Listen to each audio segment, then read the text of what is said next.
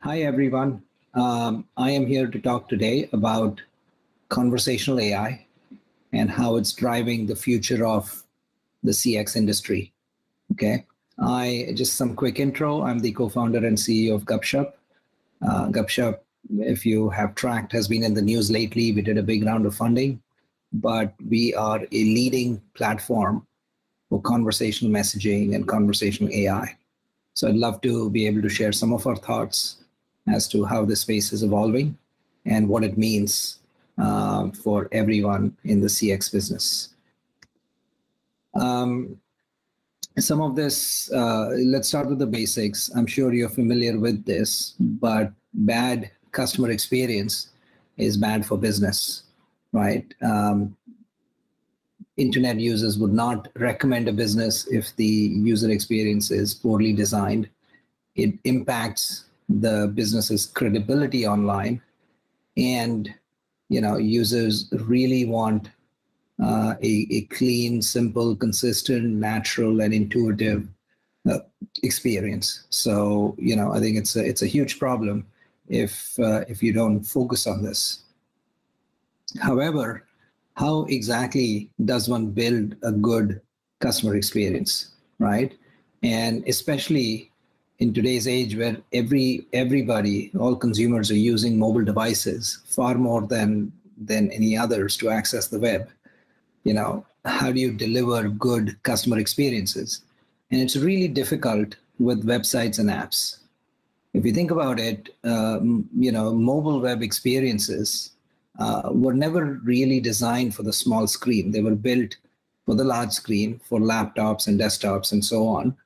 And they're full of, lots of tabs and screens and buttons and so on, which is great on a desktop or laptop, but not quite as much on the small screen, right? And so oftentimes users don't like the web experience as much, right?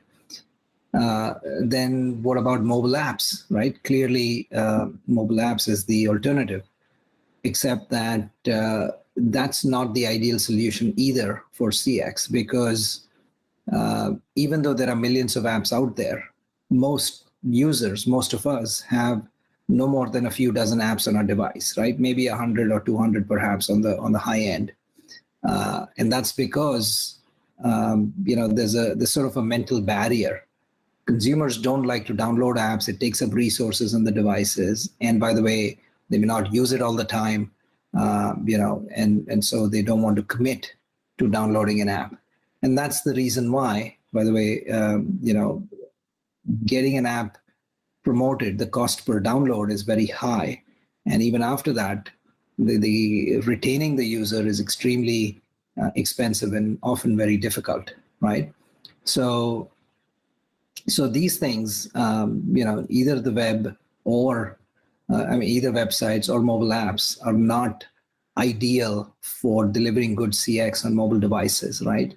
Meanwhile, customer attention spans are declining and they're very, very short. So what are consumers doing on mobile devices? Well, they're spending their time in messaging apps. I mean, if you look at some of the data, whether the reach of messaging apps, the frequency and intensity of usage, all of that is off the charts, right? It continues to grow extremely rapidly. That's where users are spending their time. They may use it as much as 50 or 100 times a day, right? If you think about SMS, you think about WhatsApp, these sort of, or Instagram or other messaging apps. That's where consumers are spending their time, which means if businesses want to engage with them, want to interact with them, they have to go where the users are, right? They have to meet the users at their own terms. And therefore, the opportunity is for businesses to build these conversational experiences, right?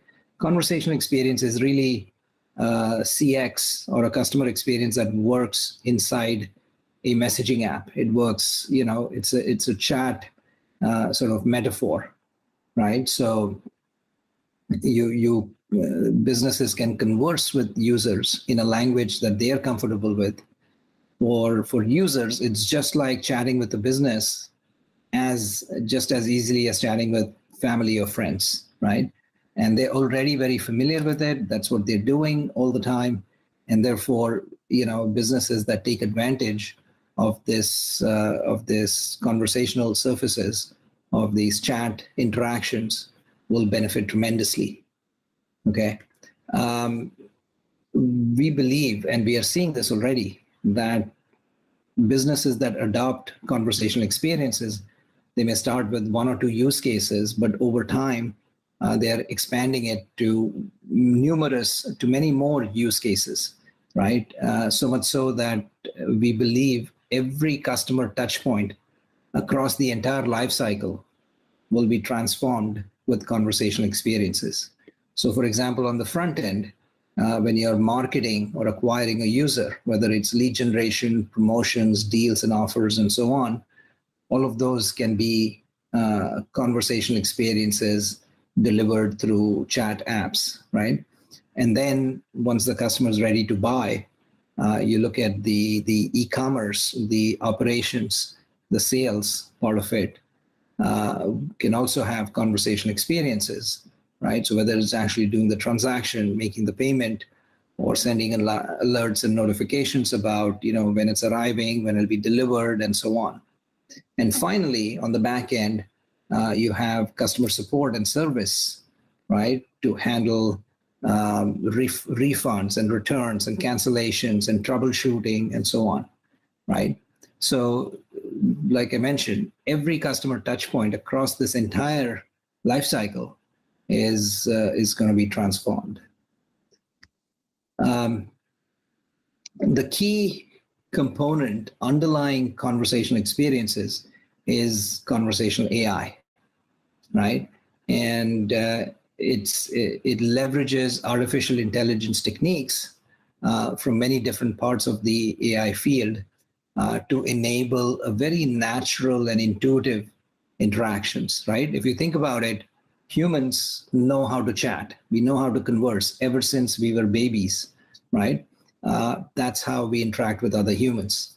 And it is, if a computer can offer the same kind of conversational interface that makes it very natural, very intuitive, right?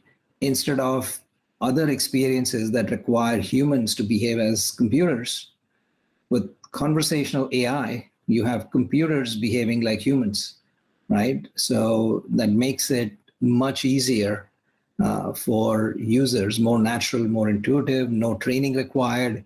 It can be in their favorite language. It can be in their, they can ask queries in natural language and the computer would understand it, right?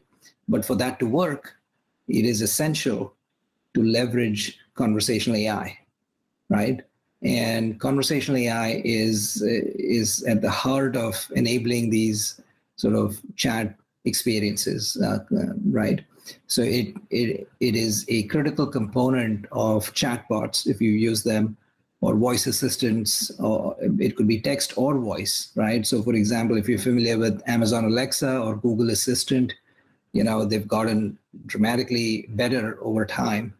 Or even businesses and brands could build their own versions of an Alexa, right? And it doesn't have to be just through voice. It can also be through text, where a user can quickly send a text message, maybe an SMS or a WhatsApp message, to chat with the business and interact with them, right? And this conversational AI would leverage, large volumes of data and training sets and AI algorithms to understand the human query, to then take the necessary action to provide the right response or to address the user's problem, right? And once built up, these sort of chatbots and conversational experiences will have the ability to process and transact and have contextual understanding of the user, and provide a very natural and very intuitive interaction with the user. Now, the exciting thing is conversational AI has become very, very good. The state of the art is rapidly progressing. For example, the ability to handle natural language conversations has improved dramatically. If you've been tracking the field of AI and NLP in particular, there are new technologies such as transformers or GPT, which is a very advanced language model that it digests sort of all the documents available on the internet, billions and billions of them, analyzes them to figure out the structure of the English language. And once they can do that in general, then they can be fine-tuned to specific domains. That makes it easier, then they can understand, for example, banking queries or e-commerce queries or travel and hospitality kind of queries, room service, and so on. So I think the natural language processing capabilities have improved very dramatically over the last 2-3 years. In addition to that, it's not just about understanding a single query, but then being able to have what's called a multi-turn dialogue, which means a series of back and forth conversations and messages. And to do that, the chatbot, the AI, has to maintain context, right? When you say, I want to buy a shirt, and you have it available in blue, right? Do you have it available in blue? The it refers to the shirt from the previous query, right? So now the conversational AI has to remember the previous comment, or maybe 5 comments ago, what the user was asking, and then maintain context, right? This is how humans communicate, and this is how we expect AI to communicate as well, right? In addition to that, AI can enable multilingual conversations with simultaneous translations, which means people can have discussions in any language, or actually cross-lingual conversations, which means one person could talk in Chinese or Spanish, and the other person could talk in English or Hindi, and it would still work. It would be live interactions, right? And that's a very, very powerful capability. And as we discussed already, it could be both with text and with voice. It usually just depends on context.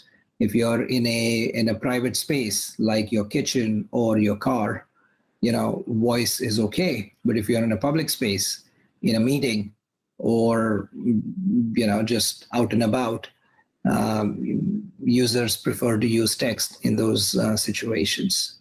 So I think conversational AI is improving very rapidly, enabling the development of these sort of conversation experiences, right?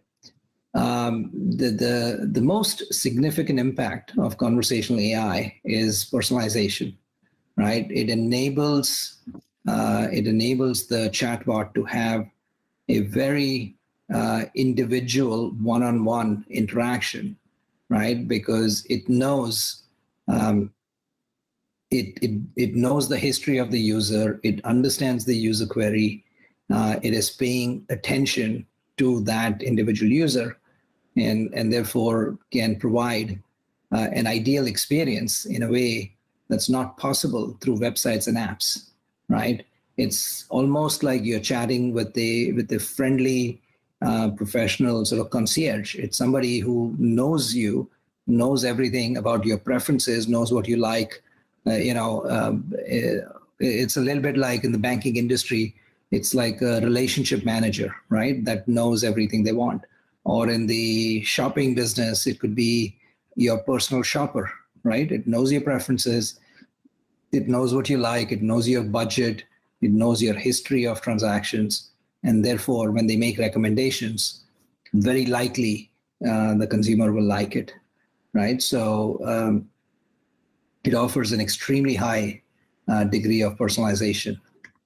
And we believe that conversational AI is indeed the future of CX, right? It offers businesses a much better way to engage customers, right? That is natural, it's intuitive, it's personalized, it is extremely familiar to consumers, and this is what consumers are already doing, right? It meets them on their terms in their favorite sort of surface, right? So it makes it very, very convenient for the end user, for the consumer. Of course, it offers a highly personalized experience, like we discussed, that makes it, it builds a very deep relationship with the consumer, and you can do that in scale, right? It's hard to do that with a team of humans, because if a business has millions of customers, it's as if you have a personal relationship manager or a personal shopper or a personal concierge for each one of the millions of customers for that business. And that's simply not possible through other ways of other kinds of customer experiences, such as websites and apps, right? And then, of course, it also is very powerful in terms of costs. It can drive down costs by a significant amount as it's deployed and scaled up. So, I think those are the prepared remarks I had to share. Thanks for giving me that chance. And I hope you will look at leveraging conversational AI in enabling your future customer experiences. I sincerely believe that businesses that are early adopters in this new space will benefit tremendously. They'll gain market share, earn more business, earn more customer loyalty versus others that don't. Thanks so much.